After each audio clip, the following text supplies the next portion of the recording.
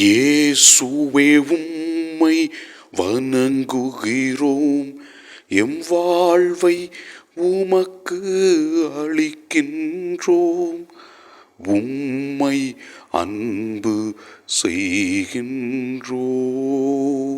ஆண்டவரே, உமது திருவுடலின் வழியாக நிலையான அருள் பிரசன்னத்தை இந்த உலகத்தில் நீர் வெளிப்படுத்தினீர். உமது அருள் பிரசன்னத்திற்காகவும் அதன் வழியாக நீர் கொடுக்கின்ற ஆசீர்வாதங்களுக்கும் நிலையான வாழ்விற்கும் நன்றி சொல்லி உம்மை ஆராதிக்கின்றோம்.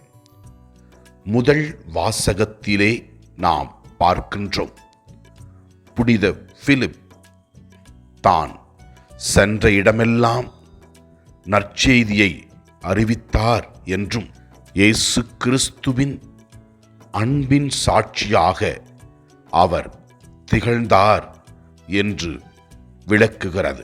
நற்செய்தி வாசகத்திலே நாம் இவ்வாறு வாசிக்கின்றோம், விண்ணகத்திலிருந்து இறங்கி வந்த வாழ்வு தரும் உணவு நானே.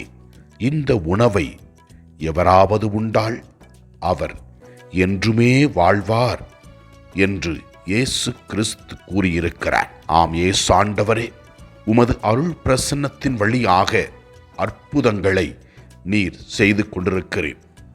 குறிப்பாக திவ்ய நற்கருணை வழியாக உமது அருள் பிரசன்னத்தை உலகத்தில் வெளிப்படுத்தி கொண்டிருக்கிறீர். இதோ திருப்பலி வழியாக பல ஆசீர்வாதங்களை கொடுத்து கொண்டிருக்கிறீர். நன்றி செலுத்துகிறோம் ஆண்டவரே. இதோ உமது அருள் பிரசன்னத்தின் வழியாக ஆசீர்வாதங்களை பெறுகிற நாங்கள் எங்கள் சொல்லாலும் சிந்தனையாலும் செயலாலும் நற்சிந்தனைகளை பெற்று நல்வாழ்க்கை வாழ அருள் தாரும். இதோ நீர் கொடுக்கின்ற உமது திரு உடலுக்காக நன்றி செலுத்துகிறோம். இனிமேல் நாங்கள் அதை தகுதியான உள்ளத்துடன் உண்டு நல்வாழ்க்கை வாழ அருள் தாரும். ஆண்டவரை நோக்கி நம்முடைய குடும்பத்தின் தேவைகளுக்காகவும் நம்முடைய கஷ்டங்கள் தீரவும் நோய்கள் தீரவும் ஜெபிப்போம். அவர் நமக்கு அற்புதங்களை செய்வார். எல்லாம் அல்ல இறைவன், தந்தை, மகன், தூய ஆவியார் நம் ஒவ்வொருவரையும் ஆசீர்வதிப்பாராக. இயேசுவுக்கு புகழ். மரியே வாழ்க. ஆமன். புனித அப்போலினிஸ் கூறுகின்றார், நல்ல முறையில் நான் வாழ்ந்ததால் எனக்கு நல்லது காத்திருக்கிறது, அது நிலையான வாழ்வு.